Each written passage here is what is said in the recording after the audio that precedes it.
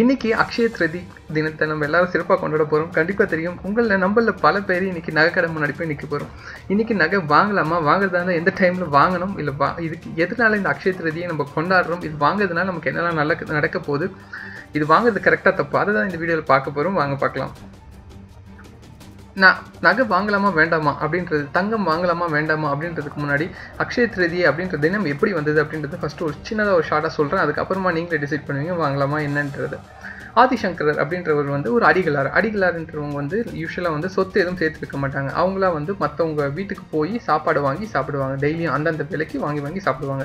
ஆதிசங்கரன்றவர் ரொம்ப எல்லாருக்கும் தெரிஞ்ச அடிகளார். அவர் ஒரு வீட்டாக போய் சாப்பிட்டுட்டு இருக்கும்போது ஒரு வீட்டில் ஒரு புருஷன் கொண்டாடி ரொம்ப ஏழ்மையான இருக்கவங்க வீட்டில் ஒரே ஒரு நெல்லிக்காய் மட்டும்தாங்க வச்சுருந்தாங்களாம். அந்த நெல்லிக்காவை பாதி அழுகியிருந்த நெல்லிக்காய் அதை வச்சுருந்துட்டு காலையிலேருந்து சாயந்தரம் வரைக்கும் புருஷனும் பொண்டாட்டியும் விரதம் இருந்துட்டு விரதத்தை முடிக்கும் போது அந்த நெல்லிக்காவை சாப்பிட்டு தான் அவங்க பசி ஆத்தணும் அப்படின்னு வச்சுருந்துருக்காங்க. இந்த நிலைமையில ஹஸ்பண்ட் அந்த புருஷன் இருக்கவர் குளிக்க போயிருக்காரு. அப்போ ஒய்ஃபா இருக்கும்போது ஆதிசங்கரர் சின்ன குழந்தையா போயிட்டு இந்த மாதிரி எனக்கு இன்னைக்கு சாப்பிட ஏதாவது தாங்க அப்படின்னு கேட்டிருக்காரு. கேட்குற போது அந்த ஒய்ஃப் மனநிலை யோசிச்சு பாருங்க.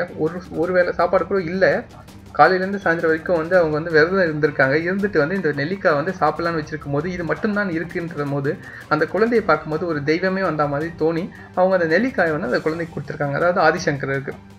இந்த விஷயத்தை வெளியிலேருந்து பார்த்துட்டு இருந்த ஆதிசங்கர் என்ன பண்ணியிருக்காருன்னா, அவருக்கு தெரிஞ்ச மகாலட்சுமியை போற்றி பாடக்கூடிய ஒரு பாடலை பாடி எத்தனையோ பேருக்கு நீங்கள் மகாலட்சுமி உங்கள் கடைக்கண் பார்வையால் நகையும் பணமும் அள்ளி கொடுக்குறீங்களே, இந்த மாதிரி ஒரு பற்றுடைய இவ்வளோ ஒரு நல்லவங்களாக இருக்காங்களே, இவங்களுக்கு நீங்கள் கொடுக்கக்கூடாதா அப்படின்ற மாதிரி வேண்டி பாடினாராம். ஆதிசங்கரோட பாட்டை கேட்டு மனம் உணர்ந்த நம்ம மகாலட்சுமி என்ன பண்ணாங்கன்னா, நெல்லிக்கனிகள் தங்க நெல்லிக்கனியாக அந்த வீடு ஃபுல்லாக கொட்டாங்களாம். அதாவது வீடு ஃபுல்லாக தங்கமாக சேர்ந்துச்சான். இந்த தினத்தை தான் அக்ஷய திருதியை அப்படின்னு சொல்லிட்டு நம்ம கொண்டாடி இருக்கோம். இப்போது இந்த கதையை வச்சு நீங்களே ரிலேட் பண்ணி பாருங்கள். அவங்க நகையை வாங்கிட்டு வீட்டுக்குள்ளே அவங்க வச்சாங்களா, இல்லை வீட்டுக்குள்ளே அதுவாக வந்துச்சா, அவங்க என்ன பண்ணதுனால நகை வந்துச்சு அப்படின்றத நீங்களே தெரிஞ்சுக்கோங்க. மகாலட்சுமிக்கு அவங்க ஒரு நல்லது பண்ணியிருக்காங்க. மகாலட்சுமியை போற்றி அவர் பாடியிருக்காரு. பாடினதுனால அவங்க வீட்டுக்கு நகை வந்திருக்கு. ஸோ நம்ம பண்ண வேண்டியது ஒரே ஒரு விஷயம் தான், மகாலட்சுமியை போற்றி பாடணும். அது மட்டும் இல்லாமல் முடிஞ்ச வரைக்கும் தானமும் தர்மமும் செய்யணும். இது செஞ்சாலே தானாக நகைகள் வரும் அப்படின்றது தான் அக்ஷய திருதியை அப்படின்றது டேட்டு. தேவையில்லாமல் ஹஸ்பண்டை தொல்லை பண்ணுறதோ, இல்லை உங்கள் அம்மா அப்பாவை தொல்லை பண்ணுறதோ, பக்கத்து வீட்டில் வாங்கினாங்க அப்படின்னு தொல்லை பண்ணுறதோ எதுவுமே இல்லாமல் ரொம்ப சந்தோஷமாக கொண்டாடுங்க அக்ஷய திருதியை. ஓகேவா? இந்த தினத்தில் செய்யக்கூடிய சில விஷயங்களை மட்டும் சொல்லியிருந்தாங்க. அது ரொம்ப வேலிடாக தோணுச்சு. அதை மட்டும் சொல்கிற கேட்டுக்கோங்க. மகாலட்சுமியை போற்றி பாடும்போது நீங்கள் என்னெல்லாம் இன்றைக்கி வாங்கலாம் அப்படின்னு சொன்னதில் மஞ்சள், உப்பு, தானியங்கள் இதெல்லாம் நீங்கள் இன்றைக்கி வாங்கி மகாலட்சுமியை போற்றி பாடலாம் அப்படின்றது சொல்லியிருந்தாங்க.